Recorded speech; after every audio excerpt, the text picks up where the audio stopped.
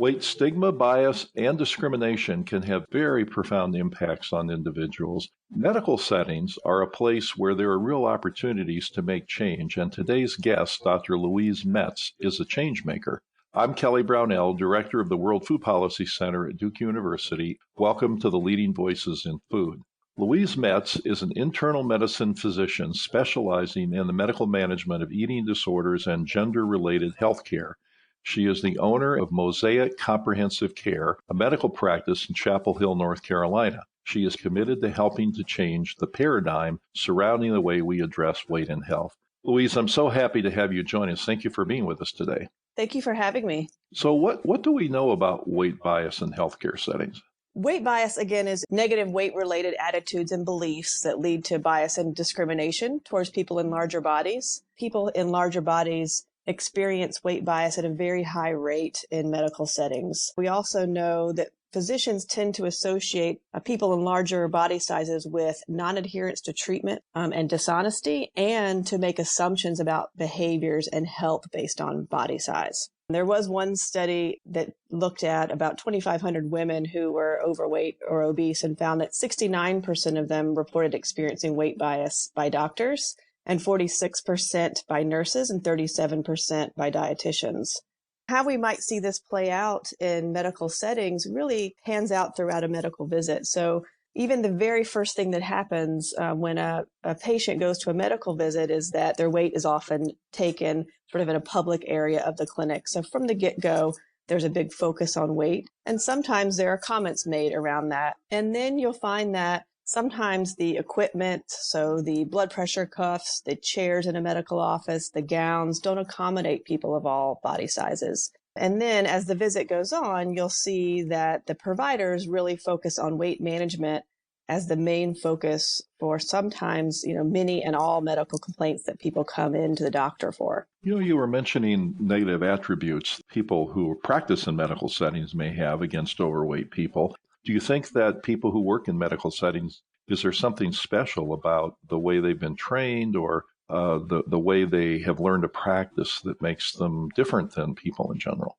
Yeah, I think that's a good question. And so healthcare providers, of course, we live in this society where weight bias is pervasive. And so all of us carry that implicit weight bias. But once we get into healthcare and our education and training, that weight bias is really reinforced throughout medical education and medical training. So I do think that sort of heightens that weight bias. But a caveat there, I would say, is that, healthcare providers, of course, we all mean well and believe we're always acting in patients' best interest. But unfortunately, this kind of weight bias and stigma turns out to be harmful to people's health. So I've heard you mention the traditional weight-centric approach to health within the medical system. What do you mean by that? And do you think research supports the use of that approach? So the weight-centric approach is really the typical standard in our medical system, in which the healthcare system prioritizes weight as the main or one of the main determinants of health. And therefore, there's a huge focus on weight management for the treatment and prevention of disease. But unfortunately, this is really based on a lot of assumptions. So it's based on the assumption that weight may actually be within our control, that weight loss could be maintained or sustained, and that a higher weight equates to health risk. But we don't really have good research to support those assumptions. For instance, if you look at BMI, which tends to be considered a determinant or a measure of health, we find that the literature does not support this as a very good measure. So for instance, if you look at BMI as a measure of metabolic health, so we tend to think of higher BMI being associated with abnormal metabolic parameters like blood pressure, cholesterol, insulin resistance. But one study from the Archives of Internal Medicine looked at this question and found that if you use BMI as a measure of health, you will actually misdiagnose people in a high percentage of times. So for instance, 23.5% of, quote, normal weight people have an abnormal metabolic profile. So if you assume they're healthy based on their BMI, you may miss these folks who have abnormal metabolic conditions. Similarly, people who are overweight or obese, you will misdiagnose a high percentage of those. So 51% of those who are overweight or 32% of those who are obese will actually have a normal metabolic profile.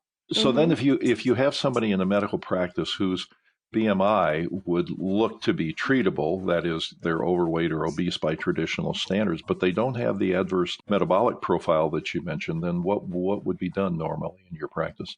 So in our practice, we're going to really take the focus of weight completely out of the equation. It appears that though in some cases there is an association between BMI and certain health conditions, this may be a correlation and not actually causation. And so I think we're really asking the wrong questions in healthcare. And so we really need to start taking the weight out of the equation and focusing on behaviors, things that can lead to improvement in one's health.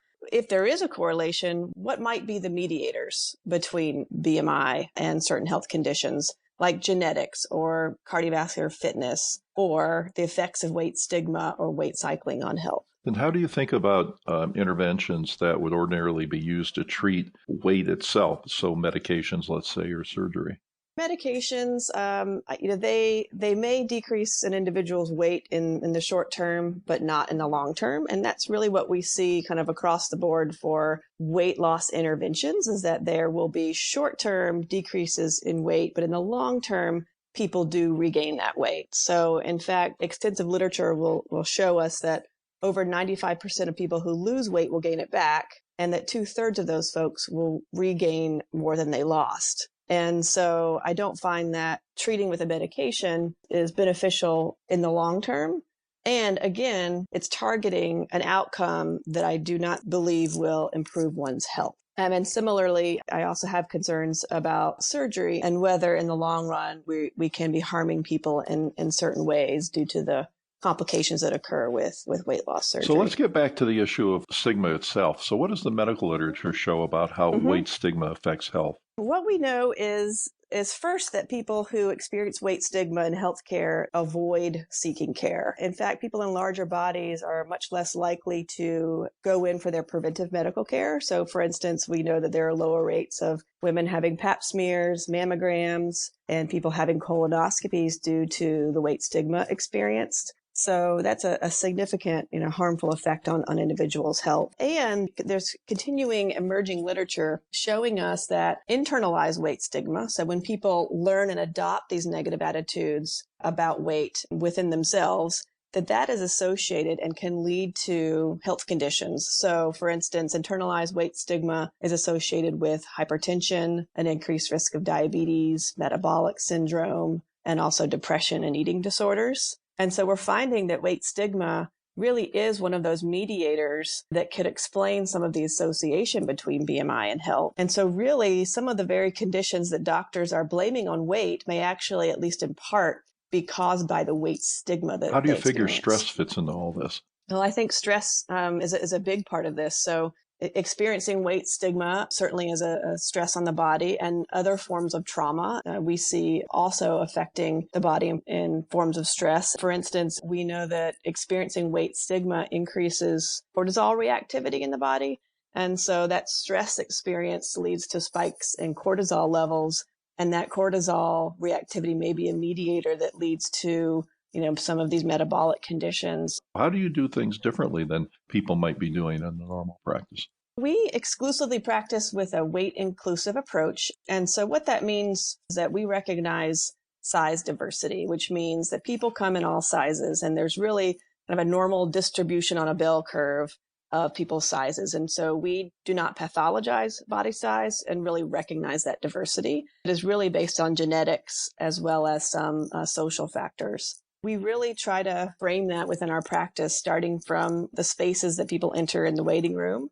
We want to make sure that there is seating available for all body sizes and that there may be inclusive images on the walls. And then kind of moving through, patient visit. We do not weigh patients when they come in. Patients kind of go straight into an exam room and have vitals taken without a weight. Now, there are a few indications, rare indications, in which we do check a weight. And when we do need it, we do it blindly, so where the patient can't see the weight, and we do it in the room in a private setting.